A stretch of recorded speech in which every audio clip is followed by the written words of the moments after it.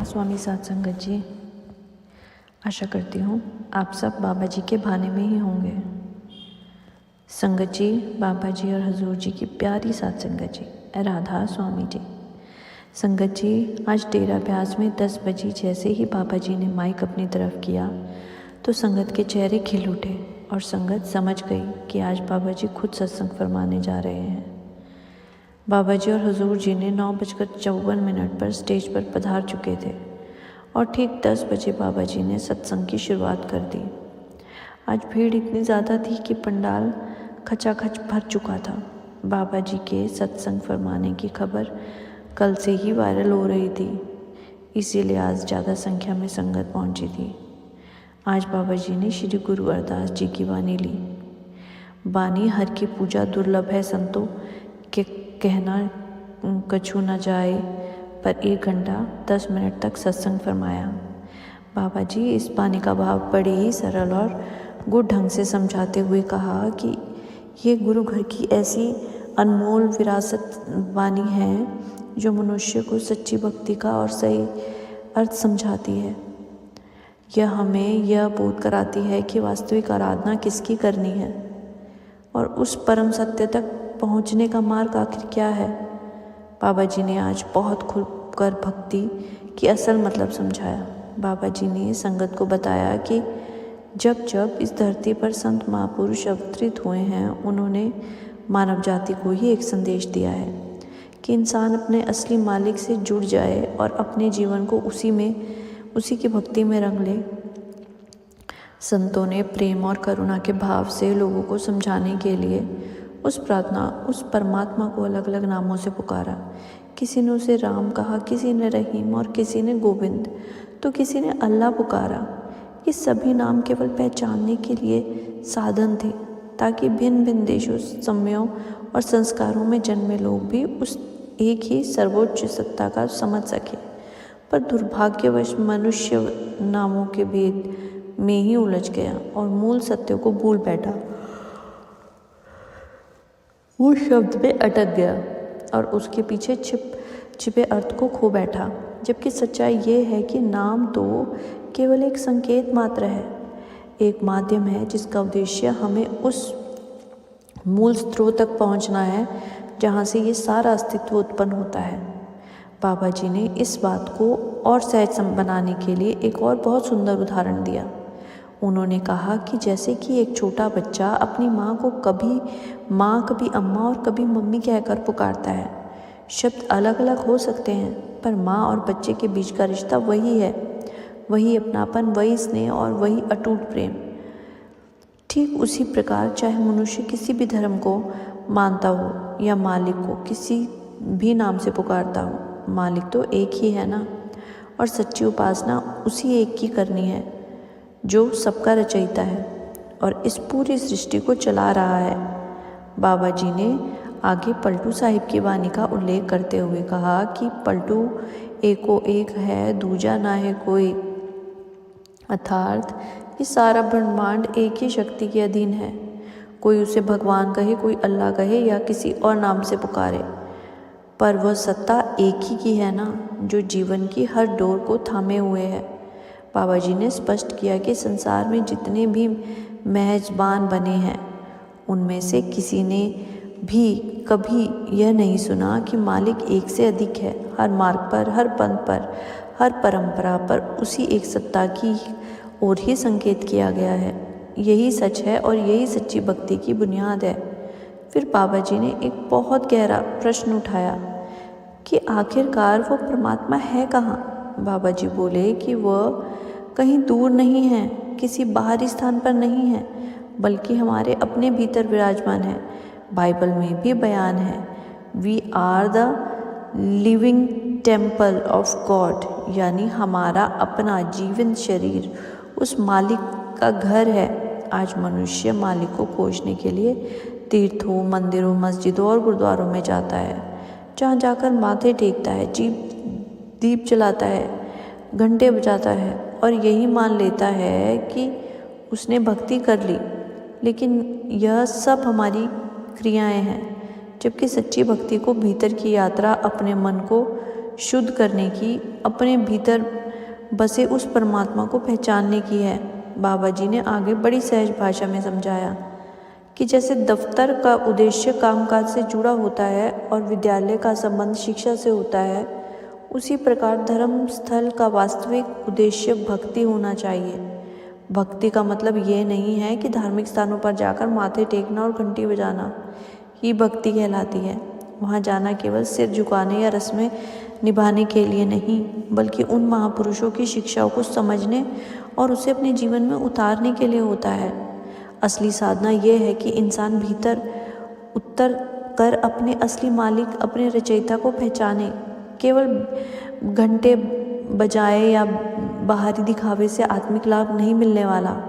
उन्होंने कहा कि ग्रंथ, शास्त्र और पोथियों हमें राह दिखाने के काम नहीं आती, वे समझाने का माध्यम है केवल, मंजिल नहीं। कठिनाइयाँ ये है कि हम उन्हें पढ़ लेते हैं, उन पर चर्चा भी कर लेते हैं, लेकिन जब अमल करने की बात आती है तो पीछे हट जाते हैं। बाबा जी ने आगे समझाया कि जब तक गुरु की शिक्षाएं हमारे आचरण और शैली का हिस्सा नहीं बनती, तब तक उनसे कोई वास्तविक फल प्राप्त नहीं होता। केवल ये सुन लेना या मान लेना कि वो आवश्यक है, उन्हें अपने व्यवहार में ना उतार के, तो बाबा जी ने कहा कि हम अक्सर ये कह देते हैं कि हमें अपने मालिक से बहुत प्रेम है, पर सच्चाई ये है कि प्रेम केवल बोलने या बोलने भर का शब्द नहीं है। प्रेम को शब्दों में नहीं, अनुभव में उतारा जाता है। उन्होंने उदाहरण देते हुए कहा, यदि किसी माँ ने पूछा जाए कि अपने बच्चे से कितना प्यार करती है, तो वो यही कहेगी कि बहुत प्यार करती हूँ, लेकिन उस प्रेम की गहराई को वह शब्दों में नहीं बांट सकती। जो भावना केवल महसूस की जा सकती है, सच्चाई नहीं छुपाई जा सकती। इसी भाव को स्पष्ट करते हुए बाबा जी ने कहा, जो है दिखे नहीं, जो दिखे सो कहा ना जाए, सयाना बयान क्या कहे गूंगे का गुड़ भाई। अर्थात जैसे कोई गूंगा व्यक्ति गुड़ की मिठास को पूरी तरह महसूस तो करता है, उसे शब्दों में व्यक्त नहीं कर पाता। उससे पूछो तो वह केवल इशारों में बात करता है, बोल नहीं सकता। ठीक उसी प्रकार मालिक के प्रेम का रस भी अनुभव करने की वस्तु है, वर्णन की नहीं। बाबा जी ने समझाया कि हम सच में उस मार्ग पर चलना आरंभ करते हैं, तभी हमारा विश्वास सुदृढ़ हो जाता है। केवल बातें करना या दावे करने से श्रद्धा मजबूत नहीं होती। आजकल अक्सर देखा जाता है कि जरा सी कठिनाई या दुख आते ही हमारा विश्वास डगमगा जाता है, जबकि जीवन में सुख और दुख, उतार और चढ़ाव की ही रास्ते हैं। इसी प्रकार ये तो प्रकृति का नियम है, लेकिन यदि हम नाम से जुड़े रहेंगे और भीतर की साधना में स्थिर रहेंगे, तो परिस्थितियाँ चाहे कैसी भी क्यों ना हो, हमारा भरोसा कभी नहीं टूटेगा। और प्रभावशाली शब्दों में बाबा जी ने समझाया कि संत महापुरुष इस संसार में केवल एक ही उद्देश्य से आए हैं, और उस परम सत्ता की ओर मोड़ने के लिए हमें, और भीतर सोई हुई शक्ति को जागृत करने के लिए आत्मा से साहस भरते हैं और उसे हमें ऊंचाई की ओर बढ़ने की प्रेरणा देते हैं। उन्होंने एक सुंदर उदाहरण के माध्यम से कहा कि जैसे कोई व्यक्ति किसी अनजान स्थान की ओर यात्रा कर जाए और वही किसी मार्गदर्शन को साथ ले ले, तो वही मार्गदर्शक उसे सही रास्ता दिखाता है, भटकने से बचाता है, समय बचाता है और उस स्थान के इतिहास तथा महत्व में भी परिचित कराता है। ठीक उसी प्रकार संतों और गुरु भी हमारे जीवन में एक अत्यंत बहुत ही ज़रूरी रोल अदा करते हैं, जो हमें सही दिशा दिखाकर हमारी यात्रा को सरल भी बनाते हैं। बाबा जी ने आगे अत्यंत सरल शब्दों को समझाते हुए कहा कि मनुष्य स्वभाव से ही बहुत कुछ बन गया है कि हम हमेशा उस रास्ते की ओर तलाश करता है कि जिसमें मेहनत कम हो और मंजिल जल्दी मिल जाए। उसे लगता है कि यदि उसने मंदिर जाकर भगवान के सामने माथा टेक दिया, तो घंटी बजा दी और प्रसाद चढ़ा दिया, तो किसी पवित्र नदी और सरोवर में स्नान कर लिया, तो उसका सारा धर्म पूरा हो गया। लेकिन बाबा जी ने बहुत स्पष्टता के साथ कहा कि ये सब केवल बाहरी क्रियाएं हैं, इसका संबंध शरीर से है, आत्मा से कोई संबंध नहीं है। सच्ची भक्ति की शुरुआत तो इसी क्षण में होती है जब मन भीतर से शांत होने लगे तब उसमें स्थिरता आने की बहुत ज़्यादा चांसेस होते हैं और वो एकाग्र होकर मालिक की ओर मुड़ जाए। जब तक मन की मैल नहीं धुलती तब तक वो आदर व निर्मलता होकर परमात्मा से नहीं जुड़ा जा सकता। बाबा जी ने आगे कहा कि वास्तविक रूप से पहचान ही नहीं कर सकते, इसी सत्य को गुरुओं ने भी इन शब्दों में प्रकट किया है। संतो गुरुमुख मेरा पाए। बाबा जी ने आगे समझाया कि वास्तविक पूजा वही है जो हमारे कर्मों के भारी बोझ को हल्का कर देती है, भीतर प्रकाश कर देती है। यदि हमारी भक्ति हमें भीतर से बदल नहीं सकती तो समझ लेना चाहिए कि हम अभी मार्ग के लिए तैयार नहीं हैं। फिर बाबा जी ने एक अत्यंत गहरा सत्य हमारे सामने रखा।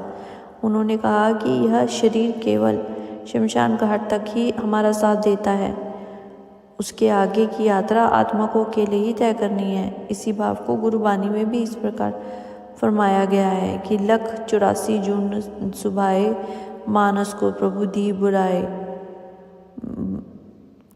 जाने की 84 लाख योनियों में बांटा है इन सब में। बाबा जी ने आगे कहा कि जहाँ जीव केवल पुराने कर्मों का फल भोगता है, लेकिन मनुष्य अपने जीवन में अनमोल इसीलिए है क्योंकि यहाँ इन्हें केवल पुराने कर्मों का फल भोगना पड़ता है। लेकिन मनुष्य जीवन अनमोल इसीलिए है क्योंकि यहाँ कर्मों का हिसाब चुकाने का अवसर भी मिलता है, बल्कि नए कर्म रचने की स्वतंत्रता भी मिली है, चाहे वे अच्छे हो या बुरे। अब ये पूरी तरह हमारे हाथ में नहीं है, बिल्कुल नहीं है। ये सब मालिक की मौज पर ही निर्भर करता है। उसके बाद बाबा जी ने कहा कि मालिक ने हमें विवेक की शक्ति भी दी है ताकि हम सही और गलत के बीच का अंतर कर सकें। बाबा जी ने कहा कि जो लोग स्वयं के बजाय भीड़ के पीछे चलना पसंद करते हैं ना, उनको विवेक की शक्ति का कोई फ़ायदा नहीं है। समाज जैसे करता है वे भी वैसे ही करने लगते हैं, बिना यह परखते कि वह रास्ता सही है या गलत। बहुत कुछ ऐसे लोग होते हैं जो स्वयं विचार करते हैं, गहराई में समझते हैं या फिर अपने जीवन को मार्ग चुनते हैं। वही लोग वास्तव में जागृत कहलाते हैं और वही सच्चे अर्थों में अपने जीवन की दिशा को निर्धारित करते हैं। अपनी सूझबूझ, अपनी समझ की शक्ति को सही दिशा में लेकर जाते हैं और अपने जीवन की धारा को प्रसन्नता की ओर मोड़ते हैं। तब तक उसका अस्तित्व अधूरा ही रह जाता है। केवल सांस लेते रहना और रोज़मर्रा के दिन गुजार देना जीवन ही सफलता नहीं माना जाता। बाबा जी ने बहुत सरलता से कहा कि यह भी हमारा ही है कि ज़्यादातर लोग यही सोचकर जीवन बिताते हैं कि बस घर परिवार बसा लेना है, पैसा कमा लेना है, अच्छा भोजन कर लेना है और सुख सुविधाओं में रहना है। ये जीवन का असली मकसद नहीं है। इसमें कोई संदेह नहीं है कि ये सभी बातें जीवन के लिए ज़रूरी आती है, लेकिन इससे नकारा भी नहीं जा सकता। लेकिन जीवन की मंजिल केवल यहीं तक सीमित नहीं है। उन्होंने समझाया कि मालिक ने हमें इस संसार में सिर्फ पेट भरने, तन ढकने और सिर छुपाने की व्यवस्था करने के लिए भेजा है, नहीं भेजा। उसने हमें इससे कहीं बड़ा और बहुमूल्य अवसर दिया है, स्वयं को जानने का, अपनी आत्मा को उस परमात्मा सत्ता से जोड़ने का और अपने असली स्वरूप को पहचानने का। गुरुबानी भी इसी सत्य की ओर संकेत करती है। कई जन्म भय कीट पतंगा, कई जन्म गज मीन खुरंगा, सांप परख होयो गोविंद मिलन की तरह। यह तेरी बरिया अर्थ यह है कि ना जाने कितनी बार हम अलग अलग योनियों में जन्म लेते रहे हैं, कभी कीड़े मकोड़े बनकर, कभी पशु, कभी पक्षी, तो कभी जल में होने वाले जीव के रूप में। हर जन्म में हमने अपने कर्मों का फल भोगा है, लेकिन प्रभु से मिलने का सच्चा अवसर केवल और मनुष्य जन्म में ही प्राप्त होता है। बाबा जी समझाते हैं कि हमें अपने जीवन की इस प्रकार हमें ढालना है कि हमें फिर कभी जन्म मरण के बंधन में नहीं बंधना है, आवश्यकता ही ना पड़े। इस अंतहीन आवागमन के चक्र में मुक्त होना ही मनुष्य जीवन की सबसे बड़ी साधना और सच्ची मंजिल है। अब प्रश्न उठता है कि यह लक्षण प्राप्त कैसे किया जाए। बाबा जी कहते हैं कि इसके लिए केवल नाम की कमाई करनी होगी। इसके सिवा कोई दूसरा मार्ग नहीं है, कोई वैकल्पिक उपाय नहीं है। बाबा जी बताते हैं कि इसी सत्य को मीराबाई ने भी अनुभव से जाना और अपनी वाणी में भी प्रकट किया। पायो जी मैंने नाम रतन धन पायो, वस्तु अमोलक दी मेरे सतगुरु, कृपा कर अपनायो। जन्म जन्म की कुंजी पाई, जग में सभी गवायो। मीराबाई स्वयं राजमहल में रहने वाली रानी थी। उनके पास धन, वैभव और सुख सुविधाओं की कोई भी कमी नहीं थी। फिर भी जब उन्हें नाम का असली महत्व का बोध हुआ तो संसार की सारी दौलत उन्हें तुच्छ प्रतीत होने लगी। उन्होंने इस झूठी संपत्ति को त्याग दिया और सच्ची संपदा अर्थात नाम की दौलत को अपना लिया। बाबा जी कहते हैं कि आज हम भी उसी भूल में फंसे हुए हैं। हम असली खजाने को छोड़कर नकली खजाने के पीछे दौड़ रहे हैं। हम दिन संसार की संपत्ति जोड़ने में लगे रहे हैं, लेकिन यदि हम इसी माया के पीछे भागते रहे तो जन्म मरण के बंधन से कभी मुक्त हो ही नहीं पाएंगे। यह पूरा संसार माया का खेल है। गुरबानी कहती है, आए जाए सो माया, अर्थात जो आता है और चला जाता है वो नश्वर है। बाबा जी ने आगे समझाया कि जब हम मंदिर जाते हैं तो सोचते हैं कि ना कुछ है ना चढ़ावा लेकर जाएंगे। कुछ ना कुछ तो लेकर जाना ही पड़ेगा, कभी मिठाई, कभी पैसे। इस तरह दुनिया के मंदिरों में को बड़ी चिंताएं करते हैं कि खाली हाथ ना जाएं, लेकिन उस असली घर और जाने के लिए हमारा ध्यान ही नहीं जाता कि जहाँ एक दिन हम सबको पहुँचना ही है, वहाँ तो हमें सब कुछ यही छोड़कर जाना है ना, खाली हाथ ही जाएंगे। वहाँ हम सिर्फ नाम की कमाई लेकर ही जा सकते हैं और इस ओर किसी का ध्यान नहीं है।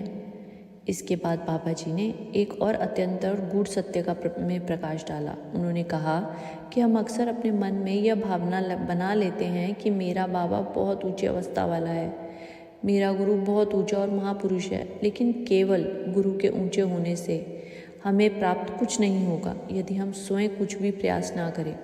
गुरु चाहे कितने भी महान क्यों ना हो, अगर हमें अपनी ओर से साधना नहीं करेंगे तो हम कभी भी कुछ भी हासिल नहीं कर पाएंगे। बाबा जी ने बहुत सहज उदाहरण देकर समझाया कि क्या हम गुरु की कमाई को अपने खाते में डाल सकते हैं? नहीं, तो हर व्यक्ति को स्वयं ही करनी पड़ती है। इस तरह गुरु रोटी खा लेते हैं, क्या उससे हमारी भूख मिट जाएगी? बिल्कुल नहीं। जब तक हम स्वयं रोटी नहीं खाएंगे तब तक हमारी भूख बिल्कुल शांत नहीं होगी। उन्होंने कहा, जब तक हम खुद कदम नहीं उठाएंगे और ना ही आगे बढ़ाएंगे। इसके बाद एक बहुत दिलचस्प बात हुई। उन्होंने कहा कि केवल झूठी दिलासों के सहारे ही जीवन बिताते रहेंगे तो हम आगे नहीं बढ़ पाएंगे। आत्मिक प्रगति किसी दूसरे की साधना के बैल पर नहीं होने वाली। जिसने नाम की कमाई की है उसी को उसका फल मिलता है, और जब तक हम खुद परिश्रम नहीं करेंगे और जब तक हमें कुछ भी प्राप्त नहीं होगा या होने वाला होगा। अंत में बाबा जी ने अत्यंत प्रेम और कोमलता से कहा कि लेना भी शब्द से है और देना भी शब्द से, अर्थात वही परम शक्ति है जिससे इस सारी सृष्टि की रचना की है। वही शक्ति हमारे भीतर भी विराजमान है। अब आवश्यकता केवल इतनी सी है कि हमें उससे जुड़ जाएं। यही सच्ची साधना है।